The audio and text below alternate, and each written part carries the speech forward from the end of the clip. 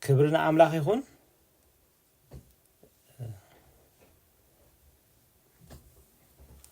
إسياس حمسان حمشان فقدي عسرت حدا زيادة كاب عسرت خنجم رأينا مغنياتو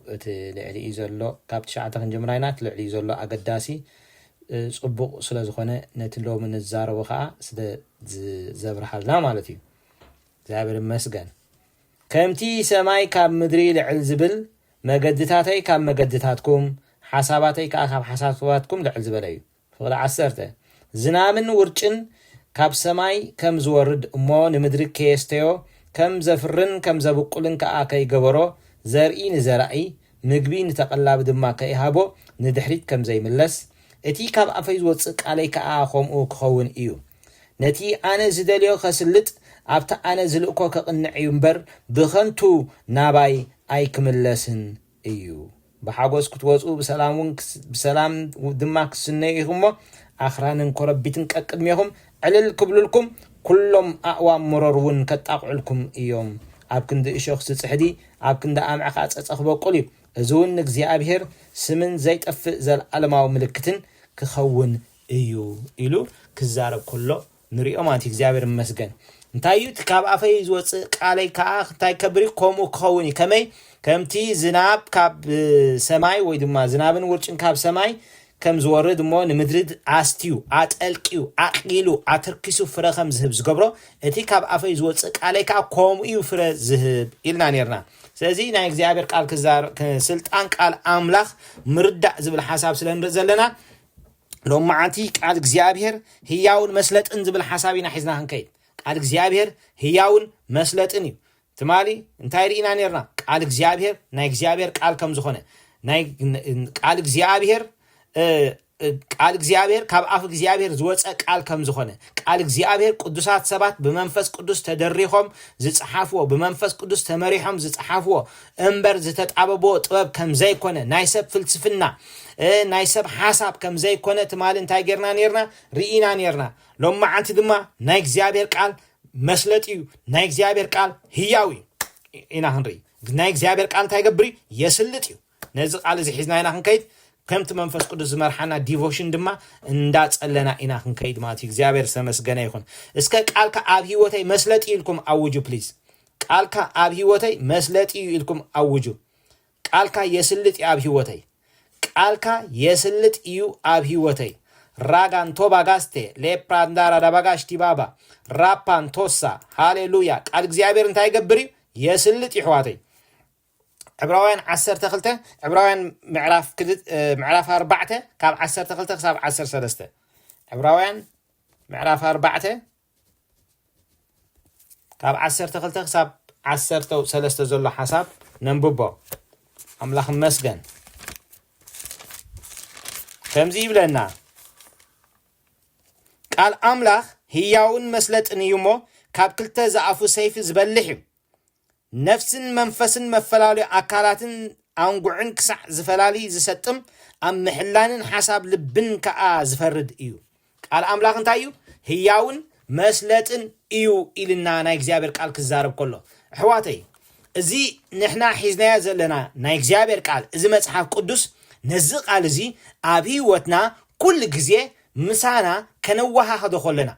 مغنياتو تسمعوا قال مستوم سمعتو بأمنة لزي حبرة أي تقوم من يلنالو نحنا قن قال እግዚአብሔር مسيوتنا مسنابرانا أبلبنا انتدأ أحبيرنا يو انتدأ آميننا يو قال እግዚአብሔር يسلط يو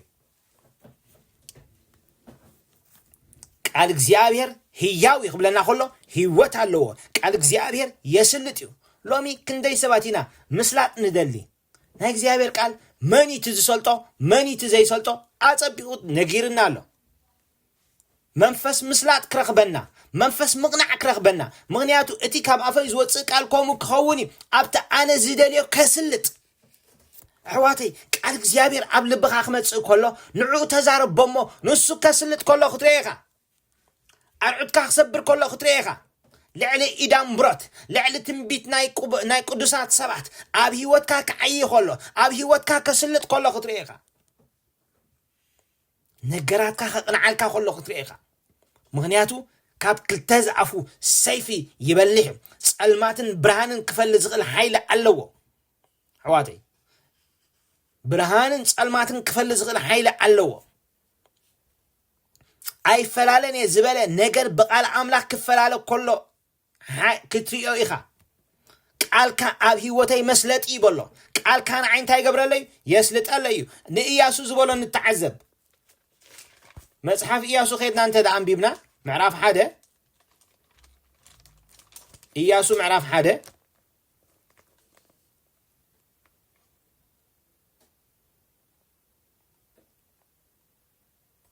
ካብ ፍቕዲ 8 ነቲ ኣብኡ ተጻሕፈ ምእንቲ ተጠንቂካ ክትገብሮስ መዓልትን ለይትን ኣስተንትኖ እምበር እዚ መጽሐፍ ሕጊ እዚ ካብ ኣፍካ ኣይትፍለ እንታይ ግበሮ መዓልትን ለይትን እንታይ ግበሮ ኣስተንትኖ እምበር እዚ መጽሐፍ ሕጊ እዚ ካብ ኣፍካ እንታይ ኣይትግበሮ ኣይትፍለዮ ሽዑ እንታይ ልዎን ኢያሱ ሽዑ መገድኻ ተቕንዕሞ ሽዑ ድማ ክሰልጠካ እዩ ክንደይ ሰባት ኢና ምስላጥ እንደሊ ኣሕዋተይ ምስ ቃል ኣምላኽ ንውዓል ምስ ቃል ኣምላኽ ንጥበቕ ሎሚ ካብ ቃሉ ዝተልዓለ ምስላጥ ክኾነልካ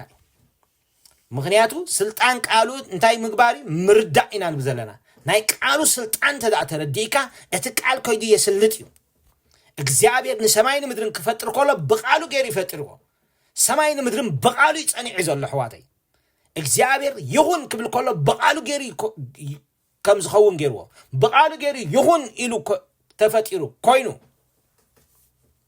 ንሱ በለ ኮነ ንሱ አዘዘ ቆመ እግዚአብሔር በቃሉ ኢሉ ኮይኑ እግዚአብሔር በቃሉ አዚዙ ቆይሙሎ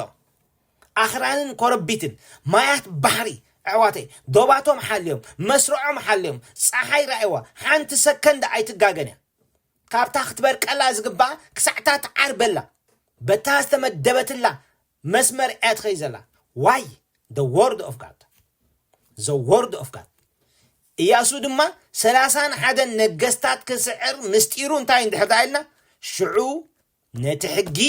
ለይትን መዓልትን ኣስተንትኖ እምበር ንዚ መጽሓፍ ሕጊ እዚ ካብ ኣፍካ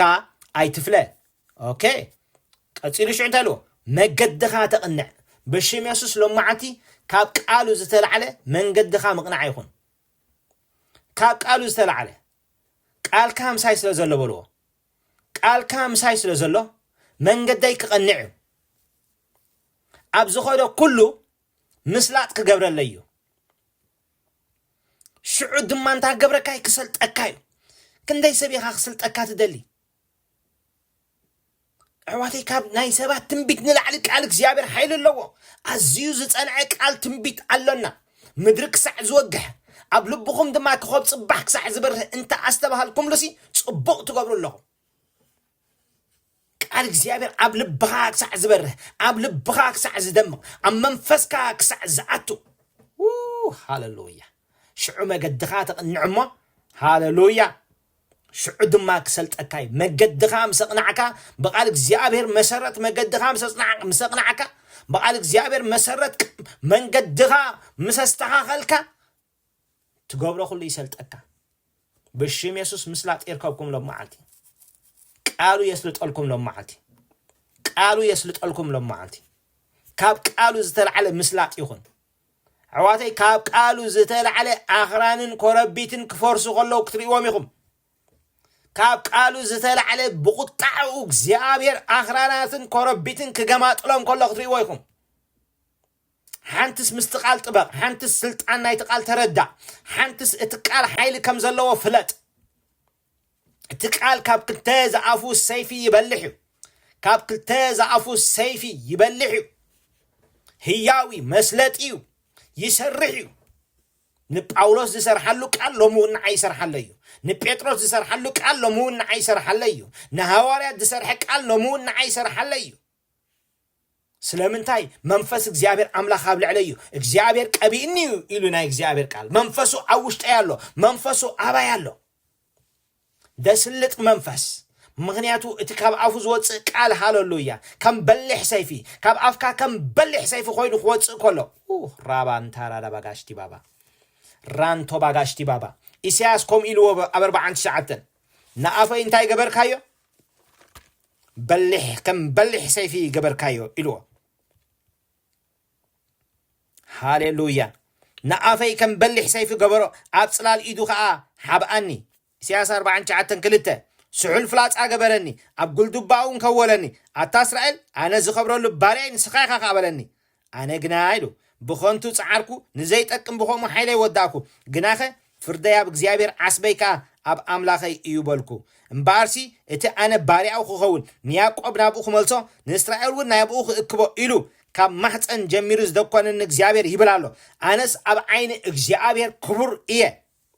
أملاخي كا حيلي يكون أول سيبل ننجد ياقوب نمتنسع نتوم صرفوا إسرائيل نمملاس باري أي مخانك أزي حدتي مدحانا يكسع وسن مدري من تقبل تحسي برهان أعزاب كأخ قبرك إلو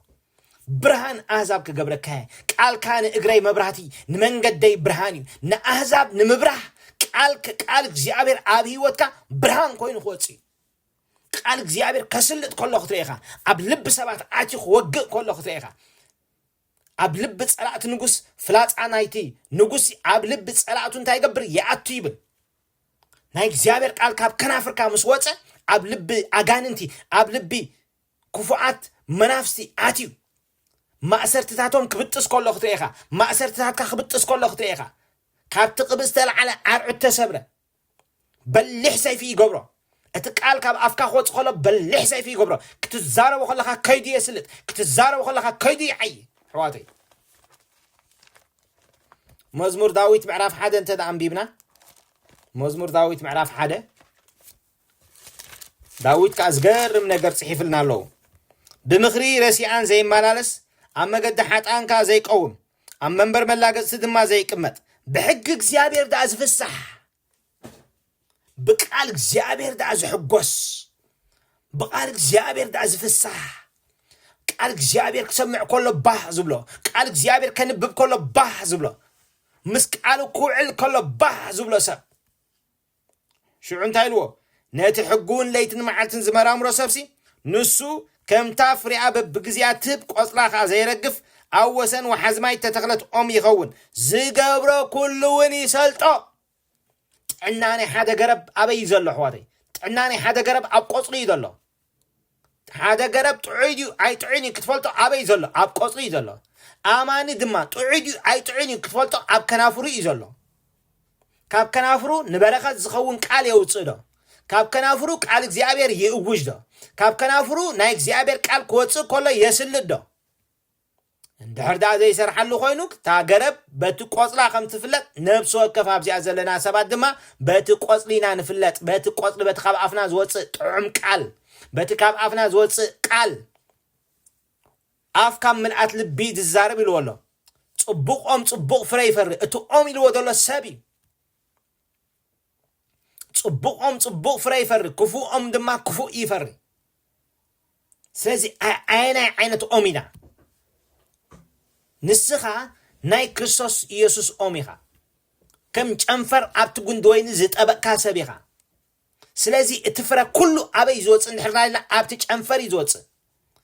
اتج أنفر منشو اتقون ديو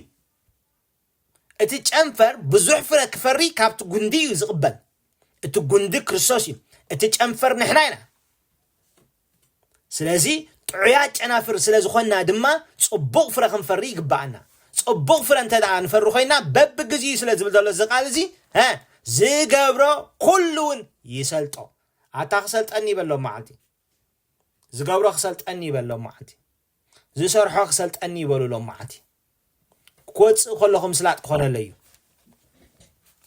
كأتو خلوكم سلات خوانا ليو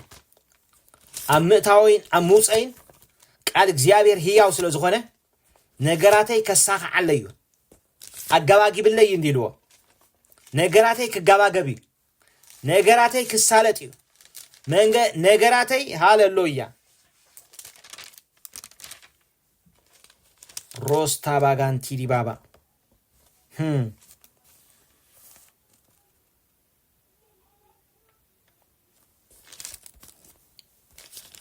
مثالي معرف 4 وديه سمع قالي تقبل قالي دما تقبل معرف 4 فقد 10 وديه سمع قالي دما تقبل ዓመታት ዕድሜኻውን ክበዝሕ ረይኹም ዓመታት ዕድሜኻ ዘብዝሕ ዕድሜኻ ዘንውሕ እንታይ እዩ እንድሕር ዳኢልና ምስጢር ቃሉ እዩ ዕድሜኻ ዘንውሕ ቃሉ ሕዋተይ ካለ ኣይኮነን ስለ ዝሰርሓካ ስለ ዝፅዓርካ ስለ ብዙሕ ዝጎይኻ ወይ ስፖርት ስለ ዝገበርካ ኣይኮነን ቃል እግዚአብሔር ንዓይ ንዓኻትኩም ንጹር እዩ ወደየ ስማዕ ቃለይ ድማ ተቀበል ዓመታት ዕድሜኻ ክበዝሕ ብጎደና ጥበብ መሃርኩኻ ብመገዲ ቅንዕና መራሕኩኻ ክትከይድ ኮለኻ ስጉምትኻ ኣይክሓፅርን እንተጎየኻውን ኣይክትዕንቀፍን ኢኻ ኢሉ ሃሌሉያ ሃሌሉያ ሃሌሉያ ሃሌሉያ praise the lord praise the lord ሃሌሉያ ريخم عدمي خاي نوح من قد خاي قلطفو سقمت خاي نوحو قويا خاي يتصبقو مانيو ناي እግዚአብሔር ቃል ناي እግዚአብሔር ቃል يسلط يحواتي كندي سباتينا مسقالو خينوعل بقى فوقودو ميديا برازر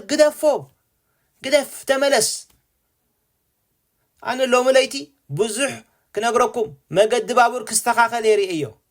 ما قد باور دما تفلطوا ياكم بعدنا مسله حق تزارب ما قد باور دقس حقي قال እግዚአብሔር ናብ ቃሉ ተመለስ ኣይትጻር ከይትደክም ካብ ፈቆዱ ምእታው ምስ ቃሉ ሙዓል ቃሉ የስልጥ እዩ ክሰልጠካ ደሊኻ ቃሉ አንብብ ንጉዳይካ ቃል አውጻሉ ንነገራትካ ቃል አውጻሉ ከመገርና ከምነው ጾክ ንርኢና ንሎም ግን ናይ እግዚአብሔር ቃል ህያው ከም ዝኾነ ከም ዘስልጥ ከም ዝሰርሕ ከም ዝዓይ ስልጣን ከም ዘለዎ አሚንካ ተዛረብሎም ማዓልቲ መንገደይ ክቀንዕ ይበል ጉያይ ክቅልጥፍ ይበል ዓመታት ዕድመይ ክነውሕ ይበል አነ ነውሕ ዕድመ ፀጊበ ዝኸይድ ሕዋተይ ነውሕ ዕድመ ፀጊበ ዝኸይድ ዋይ ቃሉ ኣብ ልባይ ኣሎ ቃሉ ምሳይ ኣሎ ቃሉ ይበልዖ ስለ ዘለኹ ንኣምላኽ ሰባት ነቲ ቃል እንታይ ግበርዎ ተባሂሎም ብልዓዮ ንሕዝቅኤል ከም ኢልዎ ንኤርምያስ ከም ኢልዎ ንዮሃንስ ከም ኢልዎ ኣፈይ እንታይ ገበረ ብልዓዮ ዳዊትካ ቃልካ ካብ መዓር ወለላይ ይጥዕም ኢልዎ መዓርሲ ሕዋተይ ሓይሊ ኣለዎ መዓር ጉልበት ኣለዎ መዓር ውሽጣዊ ኣካላትካ እዩ ዝሃንፅ ቃል እግዚአብሔር ድማ ውሽጣዊ መንፈስካ ይሃንፅ ውሽጣዊ መንፈስካ እንተዳ ሃኒጹኻ ነገራት ኩሉ የስልጠልካ ማለት እዩ እግዚአብሔር መስገን ዋው ሃሌሉያ እግዚአብሔር ዓቢዩ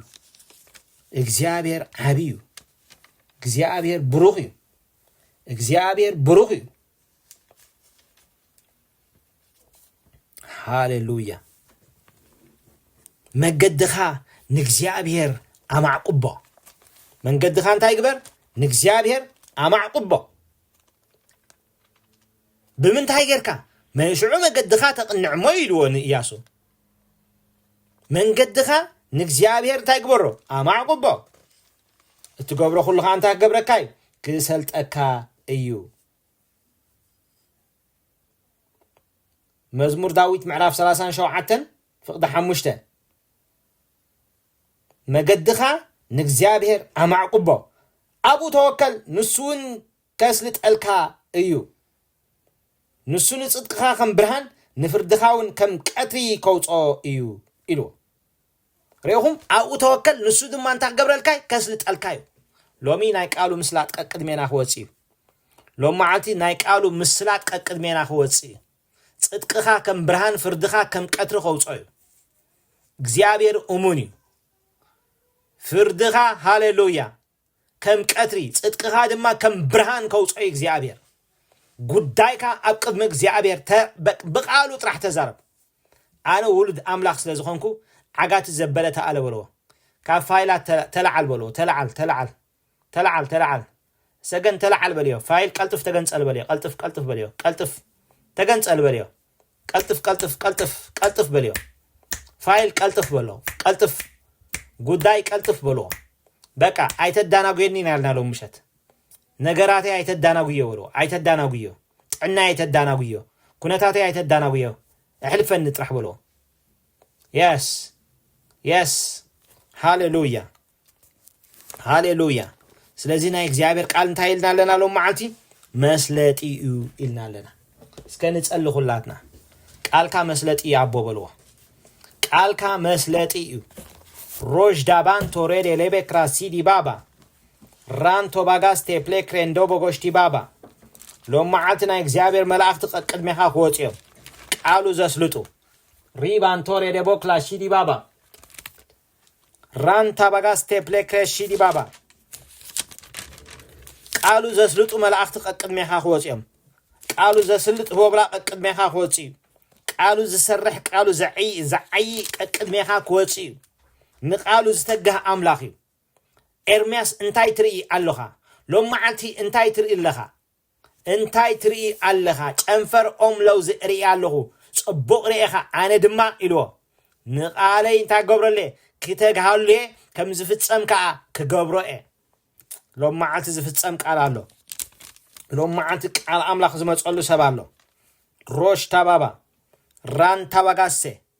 ራባክላን ቶሬደ ቦጎሽቲ ባባ ሃሌሉያ ሃሌሉያ የስ ኣቱም ሓውን በረድን ኣስሓይታን ግመን ቃሉ እተስልጥ ህወብላን ርኢኻ ንቃሉ ዘስልጥ ህወብላ ኣሎ መዝሙር ዳዊት 148 ፍቅዲ 8 ቃሉ ዘስልጥ ህወብላ ንቃሉ ዝዓይ ኣምላኽ ምክንያቱ እቲ ካብ ኣፈይ ዝወፅእ ቃል ከምኡ ክኸውን እዩ ኣበይ ኣው ድማ እንታይ ገብር እዩ ኣብቲ ኣነ ዝደልዮ ከስልጥ ኣብቲ ዝልእኮ ድማ ከቕንዕ ቃል እግዚአብሔር ምቕናዕ ክገብር ኣብ ህይወትካ ቃል እግዚአብሔር ምስላጥ ክገብር ኣብ ጥዕናኻ ቃል እግዚአብሔር ምስላጥ ክገብር ቃል እግዚአብሔር መንፈሳውነትካ ክብ ከብሎይ ቃል እግዚአብሔር ናብ በረኽቲ ከውጻካዩ ቃል እግዚአብሔር ኣባኻ ስለ ዝመፀ የስ ቃሉ ናባይ ስለ ዝመፀ ትማልታይልና ነርና እግዚአብሔር ቃል ናብ ያዕቆብ ሰደደ እዚ ድማ ኣብ እስራኤል እንታይ ገበረ ኣብ እስራኤል ወደቀ እግዚአብሔር ቃሉ ናብ ያዕቆብ ሰደደ እዚ ድማ ኣብ እስራኤል ወደቀ ሪኢኹም ቃል እግዚአብሔር ናብ ያዕቆብ ክሰድድ ከሎ ያዕቆብ ኣይተለወጠን ነይሩ ስለዚ ምስተለወጠ እቲ ቃል ለዊጥዎ እቲ ቃል ለዊጥዎ ጴኒኤል ኮይኑሉ ሕዋተይ ሎም መዓልቲ ብሽም ኢየሱስ ኣብ ጴኒኤል ምእታው ይኹነልና ተለዊጡ ምስ ኣምላኽ ፊት ንፊት ምስተራኸበ ተለዊጡ ሽሙ ተለዊጡ ህይወቱ ተለዊጡ ኣበይ ኣብ ጴኒኤል እቲ ያዕቆብ ከሎ ዝመጾ ቃል እቲ ያዕቆብ ከሎ ዝመጾ ተስፋ ድሕሪ ነዊሕ እዋን ግን ኣብ እስራኤል ወደቀ ያዕቆብ ከሎ ይተቀቢልዎ እቲ ተስፋ ከይተለወጠ ከሎ ይተቀቢልዎ እቲ ተስፋ መታለል እንዳተባሃለ ሎሚ ታሪካ ዝልውጥ ቃል መጽኢሎ ሎሚ ታሪካ ዝልውጥ ቃል መጽኢሎ ድኽነትካ ዘልዕል ቃል መጽኢሎ የስ ሓጢአትካ ሰባቢሩ ብጽድቅ ዘመላልስ ቃል መጽኢካ ኣሎ ሎም መዓልቲ ጉያኻ ዘጸብቕ ቃል መጽኢሎ ስጉምትኻ ዘንውሕ ቃል መጽኢሎ መንገድኻ ዘስልጥ ቃል መጽኢልካ ኣሎ ይእውጅ ኣለኹ ሎሚ ይእውጅ ኣለኹ ብሽም ኢየሱስ ኣብ ነፍሲ ወከፍ ኣብዚ ቦታ እዚ ይእውጅ ኣለኹ ቃል እግዚአብሔር ህያው እዩ ቃል እግዚአብሔር መስለጥ እዩ ካብ ክልተ ዝኣፉ ሰይፊ ይበልሕ እዩ ክፈላለ ዝግቦ ብሽም ኢየሱስ ይፈላለ ክእለ ዝግቦ ብሽም ኢየሱስ ይተኣለ ክጽረግ ዝግቦ ብሽም ኢየሱስ ይጸረግ ነቲ ኣባይ ዘሎ ጨንፈር ኣዝዩ ምእንቲ ክፈርሲ የጽርዮ ከም ዝተጻሕፈ ናይ ክርስቶስ ጨናፍር ስለ ዝኾንና ፍረ ዘይፈሪ ዘበለ ጨንፈር ፍረ ዘይፈሪ ዘበለ ቆጽሊ ሎም መዓልቲ ካብ ዝጉባኤ እዚ ብሽም ኢየሱስ ተቐንጢጡ ይኸድ ፍረ ዘይፈሪ ዘበለ ነገራት ሎም መዓልቲ ካብ ዝጉባኤ እዚ በኢየሱስ ክርስቶስ ሽም ይውዳቕ በኢየሱስ ክርስቶስ ሽም ይውዳቕ በኢየሱስ ክርስቶስ ሽም ጸልዩ ምሳይ ጸልዩ ጸልዩ ናይ ሰብኣይ ጸልማት ይውደቕ ናይ ሰበይተይ ጸልማት ይውደቕ ናይ ደቀይ ጸልማት ይውደቕ በኢየሱስ ክርስቶስ ብፍላይ ኣመንቲ ተዘይኮይኑ ወይ ዝኾነ ቻሌንጅታት ሎም መዓልቲ በኢየሱስ ክርስቶስ ተዛረቡ ይውደቕ በሉ በኢየሱስ ክርስቶስ ይውደቕ ሓሳባት ኣጋንንቲ ወድቕ ጽልይ ኣለኹ ምኽሪ ጠንቆልቲ ይውደቕ ምኽሪ ጠንቆልቲ ካብ ቃሉ ዝተልዓለ ይውደቕ ኖ ቃሉ ልኢኹ ፈወሶም ካብ ጎዳጉዶም ድማ ኣናገፎም ከም ዝተጻሕፈ በሽም ኢየሱስ ዘናግፍ ቃል ጎዳጉዲ ዝደፍን ቃል ጎዳጉዲ ጸላይ ዝደፍን ቃል ጎዳጉዲ ጸላይ ዝደፍን ቃል ንዓኺ ድማ ሳላ ደም ኪዳንኪ ሮዣባ ታላባ ክራንቶ ባጋሽ ዲባባ ሪባን ቶራባጋ ሴፕላካ ሳላ ደም ኪዳንኪ ካብቲ ማይ ዘይብሉ ጎዳጉዲ ከውጻኬ ከም ዝተጻሕፈ ሎሚ እጽሊ ኣለኹ ካብ ኪዳን ናይ ሓድሽ ኪዳን ሓይሊ ዝተልዓለ ካብ ናይ ቃሉ ሓይሊ ዝተልዓለ ማይ ካብ ዘይብሉ ጎዳጉዲ ሙጻእ ይኹን ብሽም ኢየሱስ ማይ ካብ ዘይብሉ ጎዳጉዲ ሙጻእ ይኹን በኢየሱስ ክርስቶስ ሮዣባ ታራዳሳ ኤራን ቶላባክ ላጂዲ ባባ